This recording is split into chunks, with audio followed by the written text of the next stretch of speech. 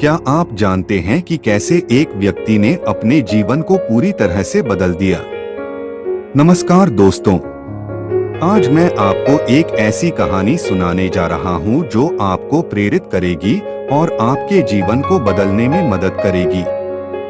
यह कहानी है मोक्ष की, जो हमें सिखाती है कि कैसे हम अपने जीवन को सकारात्मक दिशा में बदल सकते हैं। एक समय की बात है, एक व्यक्ति था जिसका नाम रोहन था। रोहन एक साधारण व्यक्ति था, लेकिन उसके जीवन में कई गलतियां थीं। उसने अपने जीवन में कई पाप किए थे, जैसे कि झूठ बोलना, चोरी करना और दूसरों को नुकसान पहुंचाना। लेकिन एक दिन रोहन को अपनी गलतियों का एहसास हुआ। उसने महसूस किया कि उसका जीवन गलत रास्ते पर जा रहा है और उसे अपने जीवन को बदलने की जरूरत है। रोहन ने अपने जीवन को बदलने का निर्णय लिया। उसने भगवान की शरण में जाने का फैसला किया और अपने पापों को स्वीकार करने का निर्णय लिया। उसने भगवान से क्षमा मांगी और अपने जीवन को सकारात्मक दिशा में बदलने का वादा किया। भगवान ने रोहन की प्रार्थना सुनी और उसे मोक्ष प्रदान किया। रोहन का जीवन बदल गया। उसने अपने जीवन में अच्छे काम करने शुरू किए और दूसरों की मदद करने लगा। उसने अपने जीवन को सकारात्मक दिशा में बदल दिया और भगवान की राह पर चलने लगा। रोहन की कहानी हमें सिखाती है कि भगवान हमेशा हमारे साथ हैं और हमें क्षमा करने के लिए तैयार हैं।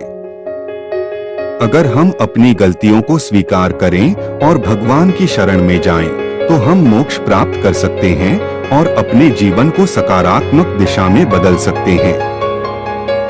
मोक्ष की महत्ता। मोक्ष एक ऐसा शब्द है जो हमें आत्मिक शांति और मुक्ति की ओर ले जाता है। यह हमें अपने जीवन के उद्देश्य को समझने में मदद करता है और हमें अपने जीवन को सकारात्मक दिशा में बदलने के लिए प्रेरित करता है। मोक्ष की प्राप्ति के लिए हमें अपने जीवन में अच्छे काम करने होते हैं और भगवान की राह पर चलना होता है। कैसे प्राप्त करें मोक्ष? मोक्ष प्राप्त करने के लिए हमें अपने जीवन में कई चीजें करनी होती हैं। सबसे पहले हमें अपने पापों को स्वीकार करना होता है और भगवान से क्षमा मांगनी होती है। इसके बाद हमें अपने जीवन में अच्छे काम करने होते हैं और दूसरों की मदद करनी होती है। हमें भगवान की राह पर चलना होता है और अपने जीवन को सकारात्मक दिशा में बदलना होता है। निष्कर्ष, रोहन की कहानी हमें सिखाती है कि भगवान हमेशा हमारे साथ हैं और हमें क्षमा करने के लिए तैयार हैं।